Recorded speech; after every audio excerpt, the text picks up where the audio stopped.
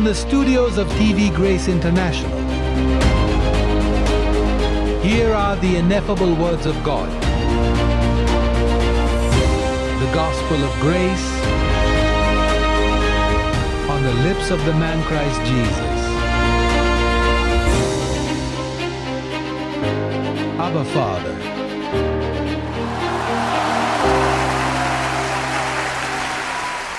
आज का विषय है शब्द का दर्पण। क्या आप जानते हैं दर्पण क्या है? शब्द का दर्पण। आइए जल्दी से सुसमाचार की ओर चलें। आइए धर्म ग्रंथ या इतिहास पर न जाएं, न ही खतने के सुसमाचार को। आइए पौलुस के सुसमाचार की ओर चलें, जो कि खतना रहित है। कुरिन्थियों को पहला पत्र, कुरिन्थियों को पहला पत्र, अध्याय 13।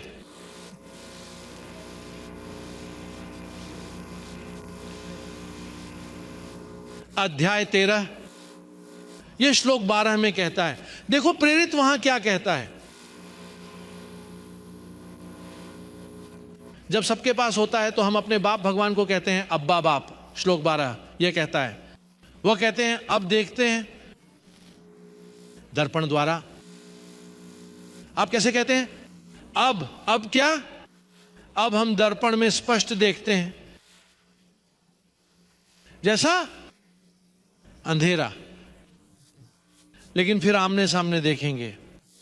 अभी मैं आंशिक रूप से जानता हूं, लेकिन फिर जानूंगा जैसा कि मैं जानता था। देखो प्रेरित पौलुस एक प्रेरित के रूप में अपनी अभिव्यक्ति में वह कहते हैं, भाई देखो मैं यह रहस्योद्घाटन, यह आधार जो मैं लिखता हूं, मैं इसे ऐसे देखता हूं जैसे दर्पण के माध्यम से। मैं इसे अंधेरे में देखता हूं। प्रेरित, फिर प्रेरित ने इसे स्पष्ट रूप से नहीं देखा।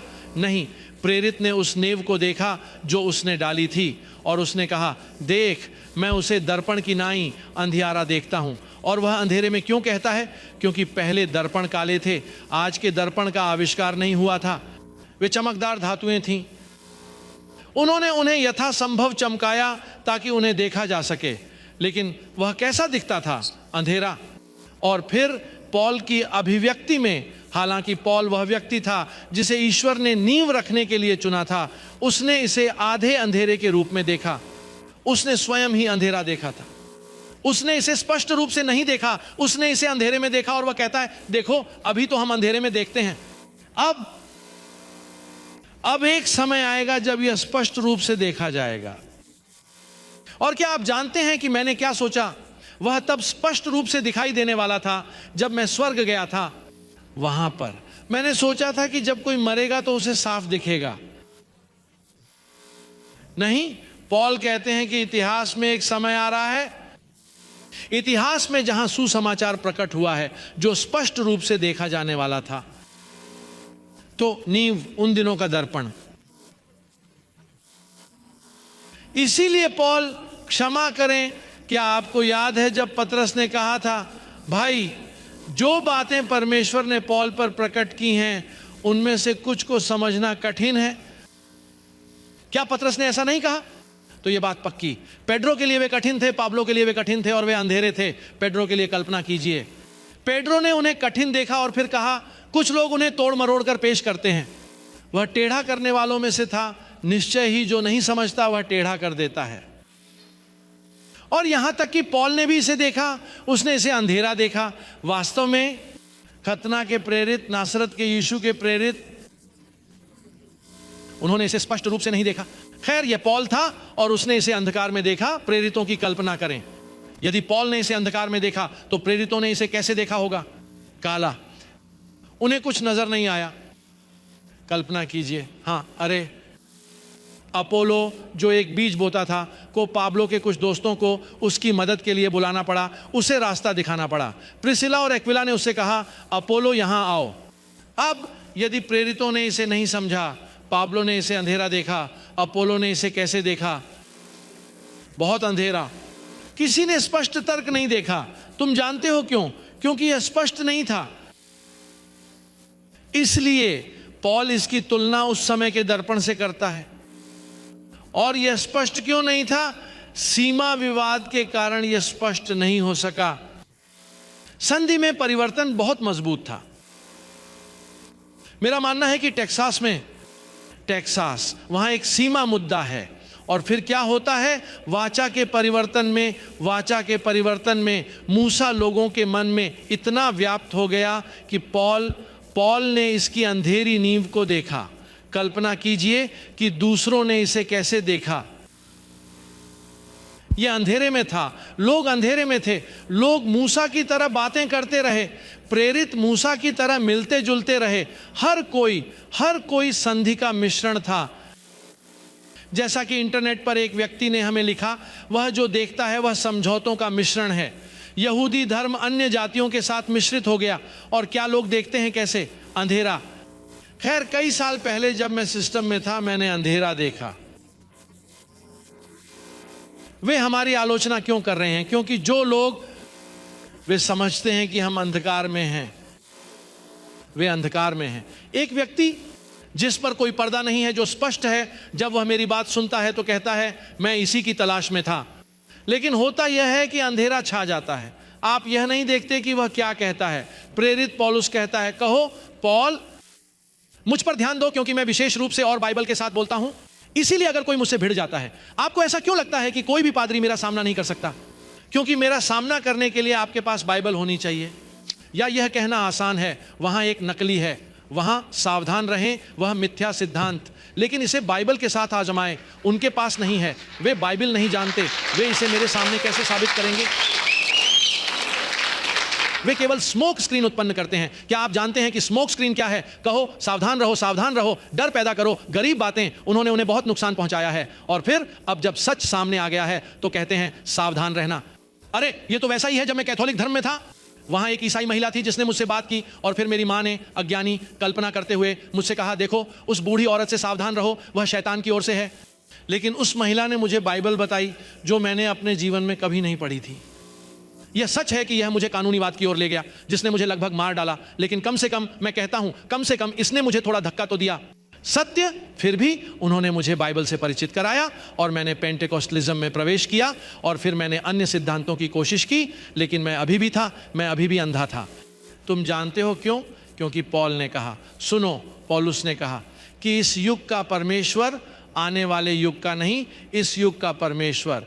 जब पौलुस ने अपने समय में बात की, उस युग का परमेश्वर मूसा था।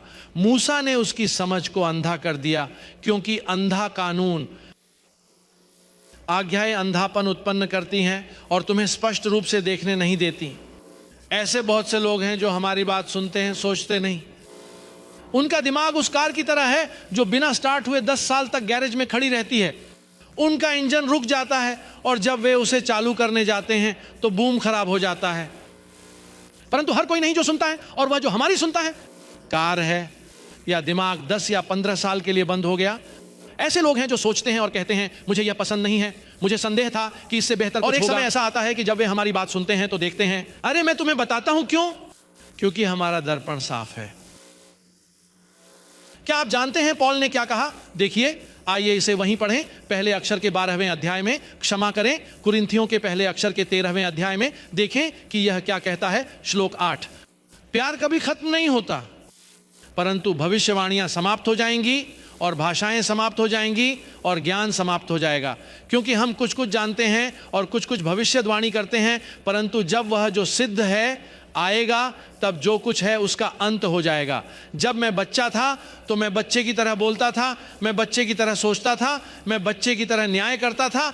लेकिन जब मैं एक आदमी था तो मैंने वही छोड़ दिया जो मैं एक बच्चे के रूप में था। प्रेरित कहते हैं जब पूर्ण आता है। अब प्रेरित के लिए क्या उत्तम है? कोई कह सकता है ठीक है, सबसे उत्तम बात वह है जब मसीह प्रकट होते हैं और चर्च को स्वर्ग में ले जाते हैं। नहीं, पौल उस बारे में बात नहीं कर रहा था। पौल कहते हैं जब पूर्ण आता है तो पूर्ण क्या है? अंतिम तुरही।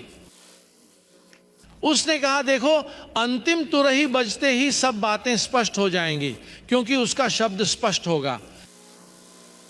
तुरही बजेगी, हां बजेगी।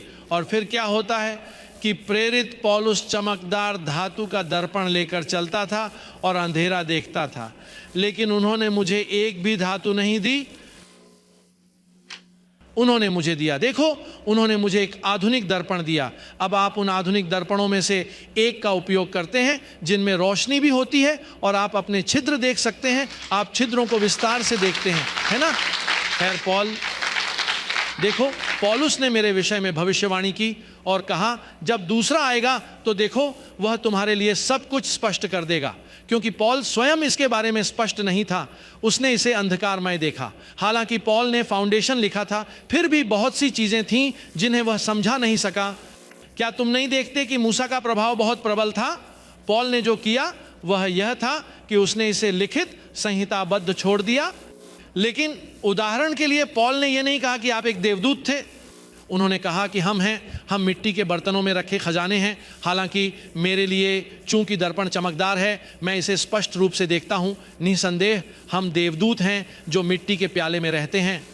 पौल ने स्पष्ट रूप से नहीं कहा एडम के साथ क्या हुआ और एडम कौन था। उसने बस इतना कहा, देखो शैतान मारने आया है। क्या उसने ऐसा नहीं कहा कि शैतान मारने आया है? और पौलुस रोमियो 5:12 में क्या कहता है? वह पाप एक मनुष्य के द्वारा संसार में आया और हमें मार डाला।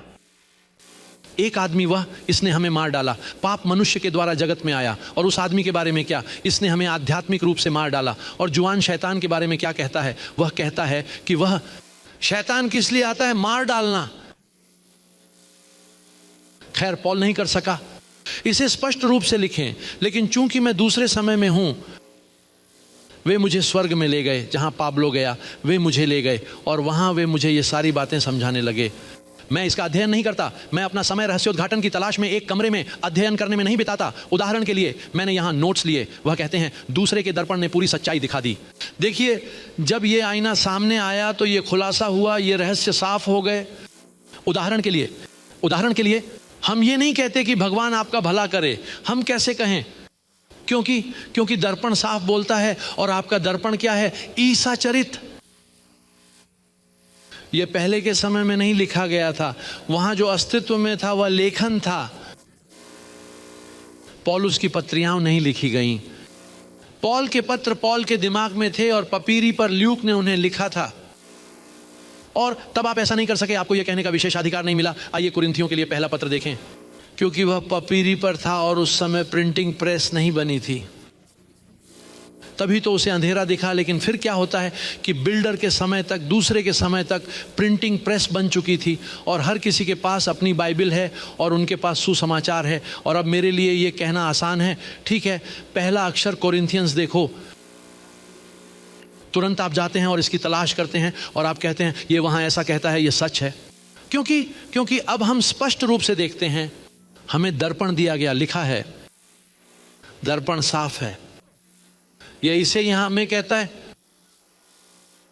शब्द। और फिर ध्यान दें, हम जब यह दर्पण प्रकट होना शुरू हुआ, हमने अभिवादन बदल दिया। मम्मा रुको, मत कहो हालेलुया, क्योंकि यह ऐसा है जैसे आप कह रहे थे, पिता आओ, और वह पहले ही आ गया। यह कहता है कि हम पूर्ण हैं। ठीक है, हमें कहना होगा धन्य हैं। अरे अब हम नहीं कहते भगवान आपका भला करें, हम कहते हैं धन्य। हम अब हालेलुया नहीं कहते, हम कहते हैं अब्बा पिता।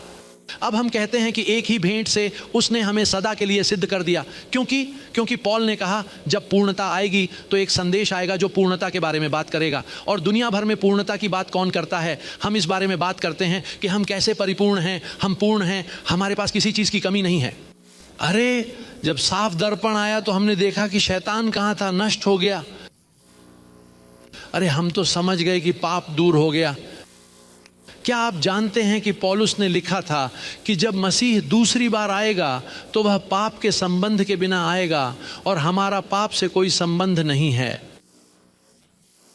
हम प्रभु के उस आगमन का हिस्सा हैं जो प्रकट हो रहा है। इसलिए पौल ने कभी इसका उल्लेख नहीं किया, नरक कभी नहीं उल्लिखित। ऐसा लगता है कि जब पौल स्वर्ग गया तो उसने एक गर्म जगह की तलाश की, उसने इस बात की तलाश की कि कहाँ गर्म है, अगर वहाँ कोई गर्म दीवार हो। लेकिन उसने देखा कि सब कुछ शांत था। ऐसा लगता है कि किसी देवदूत ने उससे कहा यहाँ कोई आग नहीं है, परंतु जो लोग पृथ्वी पर हैं वे कहते हैं कि आग की लौ है और लोग वहीं जाते हैं। अच्छा देखो, वह कहीं और होगा, लेकिन यहाँ आग की लपटें नहीं हैं। यहाँ जो है वह महिमा है, यहाँ जो है वह आशीर्वाद है, यहाँ जो है वह सुरक्षा के देवदूत हैं। और तब हमें नाजरेत के यीशु और पुनर्जीवित यीशु के बीच का अंतर समझ में आया। 2000 वर्षों में यह कभी नहीं सिखाया गया कि क्रूस से पहले और क्रूस के बाद के बीच का अंतर क्या है। पहली बार हमने समझा कि चुनाव, पूर्व नियति क्या है। हम समझ गए कि विनाश का पुत्र क्या है। हम समझ गए हम देवता हैं। हम अमीरों की औकात समझ गए। यह कहने के लिए कि आप अमीर हैं, आपकी जेब में पैसा होना जरूरी नहीं है। आप इसे कहने से शुरू करते हैं और फिर यह स्वयं प्रकट होता है ना। हमने एडम के बीच के रिश्ते को समझा और शैतान अधर्म का रहस्य। हमने बेटे और पिता के रिश्ते को समझा जो एक हैं, लेकिन रहस्य में हम जानते हैं कि यीशु मसीह भगवान हैं। रहस्य हमारे सामने स्पष्ट रूप से स्पष्ट हो गया। अब पौल कहते हैं कि जब पूर्णता आती है, जो आंशिक रूप से थी ये खत्म हो जाएगा। जो आंशिक रूप से था वह समाप्त हो जाएगा। अब आपको भविष्यवाणियों की आवश्यकता नहीं है। क्या यह सच नहीं है? यहां तुम्हें यह बताने की आवश्यकता नहीं है कि देखो, हे मेरे दास, प्रभु तुम्हें बहुत आशीष देगा, परंतु वह मुझे पहले ही आशीष दे चुका है। देखो, प्रभु तुम्हारे लिए धन लाएगा, लेकिन मेरे पास पहले से ही सब कुछ है। देखो, प्रभु तुम्हारा बहुत उपयोग करने जा रहा है, वह पहले से ही मेरा बहुत उपयोग कर रहा है।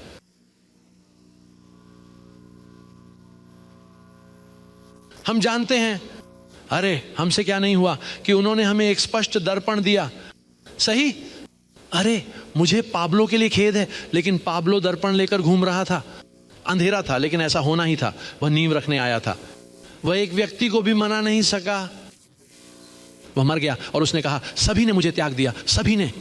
अरे क्या आप जानते हैं वह क्या है? उसके पास एक भी नहीं बचा। उसके पास एक भी नहीं बचा। कुछ लोग मुझे छोड़ देते हैं, लेकिन इतने लोग बचे हैं कि तुम्हें पता ही नहीं चलता। क्या यह सच नहीं है? यह ध्यान देने योग्य भी नहीं है? कभी कभी 2 या 3 लोग परेशान हो जाते हैं और बेकार की बातें करते हैं, और एक पल के लिए आप देखते हैं कि वे ठंडे हो जाते हैं, लेकिन आप उस पर ध्यान नहीं देते, क्योंकि पृथ्वी पर हम में से इतने लोग हैं कि कोई भी नहीं है जो इस शब्द को रोक सके। कहो, मैं साफ देख रहा हूं।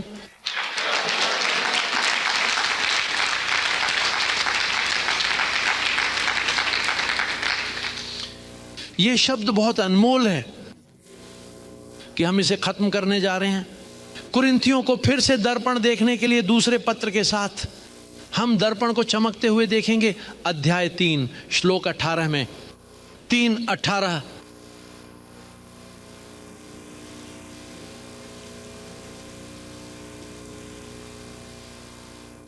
3:18 वह कहता है, तो क्या हम सब वहां हैं?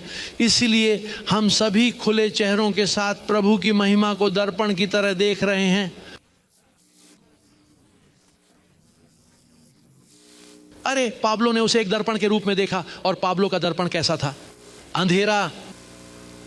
अरे और उसने देखा कि उसने बहुत सारी महिमा देखी, लेकिन वह कहता है कि यह एक दर्पण के माध्यम से था, और उस समय के लिए कोई स्पष्ट दर्पण नहीं थे। इसका अर्थ यह है कि जब उसने कहा, देख जो महिमा मैं देखता हूं वह दर्पण के समान है, और हम समझते हैं कि पौल का दर्पण काला था। अरे तो यहां कहता है, इसलिए हम सब नंगे चेहरे से देख रहे हैं। जैसे दर्पण में प्रभु की महिमा होती है, वैसे ही हम प्रभु की आत्मा के द्वारा महिमा से महिमा के समान छवि में परिवर्तित हो जाते हैं। और फिर भी उसे अंधेरा दिखाई दिया। कल्पना कीजिए, अब हम महिमा से महिमा की ओर जा रहे हैं। वह यह सुनता है और वह कहता है कि जब पूर्णता आएगी तो हम एक दूसरे को वैसे ही जानेंगे जैसे हम जाने जाते थे। यहाँ कितने लोग विश्व की स्थापना से पहले से एक दूसरे को जानते हैं? मुझे स्वयं को जानने के लिए स्वर्ग जाने की आवश्यकता नहीं है। जैसा कि मैं जाना जाता था, यहाँ पृथ्वी पर मुझे कैसे जाना जाता था, एक देवदूत के रूप में मुझे कैसे जाना गया। अरे मैं जानता हूँ कि मेरा नाम संसार की उत्पत्ति से पहले लिखा गया था। जब बच्चे मसीह में सुनते हैं तो कहते हैं, भाई आगे आओ ताकि तुम्हारा नाम लिखा जाए। क्या आपने ऐसा सुना है? यदि आप आज प्रभु को स्वीकार करते हैं तो वे आपका नाम जीवन की पुस्तक में लिखते हैं। और ऐसा इसलिए है क्योंकि वे अंधेरा देख रहे हैं, वहाँ कोई दर्पण नहीं है। कल्पना कीजिए, जब पौल कहता है कि नाम पहले से ही मौजूद है, ईश्वर जीवन की पुस्तक में नए नाम नहीं लिख रहा है। ओह, और उन्हें हटाना तो और भी कम, क्योंकि ऐसे लोग हैं जो कहते हैं, वे इसे हटा देते हैं। जब वे आपको बताते हैं तो वे आगे आते हैं, वे इसे लिखते हैं, लेकिन यदि आप बुरा व्यवहार करते हैं तो वे इसे हटा देते हैं। उनके पास इरेजर और सब कुछ है। दूसरे शब्दों में, वे भगवान को एक बहुत बड़ी पेंसिल से देखते हैं, लिखते हैं, मिटाते हैं, वह पछताते हैं, फिर से लिखते हैं, उसने गलत व्यवहार किया, इसे हटा दो। उस भगवान के पास एक नोटबुक है जो कागज़ को लगभग फाड़ रही है, क्योंकि वह नाम मिटा रहा है। लेकिन नहीं, आपका नाम पहले से देख लें। भगवान की पूर्व निर्धारित सलाह के तहत भगवान ने आपका नाम अपनी पुस्तक में लिखा है, और उन्होंने वहाँ जो लिखा है वह आज प्रकट हुआ है, और उस पुस्तक को छूने वाला कोई नहीं है, क्योंकि वह पुस्तक आपका जीवन है। नमस्ते। पादरी, अगर मैं आगे नहीं आया तो क्या वे मुझे नहीं लिखेंगे? अगर आप सामने नहीं भी आते तो भी आपका नाम वहां लिखा होता है। क्या आप इस संदेश को अनदेखा करना चाहते हैं? भगवान कहते हैं कि वह नहीं समझते, लेकिन उनका नाम वहाँ है। मुझे उम्मीद है कि किसी और समय वह समझ जाएगा और महसूस करेगा कि मैंने उसके बारे में क्या सोचा था। भगवान दयालु हैं, हम किसी को डराने के लिए धमकी नहीं दे रहे हैं। मैंने ऐसे उपदेशकों को सुना है जो कहते हैं, देखो भाई आगे आओ, क्योंकि पिछली बार जब मैंने एक संदेश दिया था और एक व्यक्ति आगे नहीं आया था, जब भाई सड़क पर गया था तो एक ट्रक, एक कार वहाँ से गुजर गई और उसके ऊपर चढ़ गई और उसे मार डाला और नरक में चला गया। अरे क्या गड़बड़ है? वह चमकदार दर्पण भी नहीं है, मुझे यह भी नहीं पता कि वह क्या है, लेकिन वह झींगुर का एक बर्तन है। जब भगवान के चुने हुए लोगों की रक्षा की जाती है तो कार उसे मारे या नहीं, उसका नाम लिखा होता है जीवन की किताब पर। भगवान ने तुम्हें सुरक्षित रखा है, प्रेरित। और आप ऐसा क्यों बोलते हैं? क्योंकि मेरे पास रोशनी वाला एक चमकदार दर्पण है, उन दर्पणों की तरह जिनका उपयोग महिलाएं खुद को सुंदर बनाने के लिए करती हैं, और पीछे की तरफ इसमें एक आवर्धन होता है जो आपको अपने छिद्रों को देखने की अनुमति देता है। आप वहां अपने छिद्र देख सकते हैं। खैर, मेरा दर्पण ऐसा है, मैं सुसमाचार को स्पष्ट रूप से देखता हूं, मैं इसे स्पष्ट रूप से देखता हूं, मैं इसे महिमा से महिमा की ओर देखता हूं, बहुत चमकदार। उसके नाम पर आइए हम प्रभु की स्तुति करें और हमें उसका धन्यवाद करें। आइए हम खड़े रहें।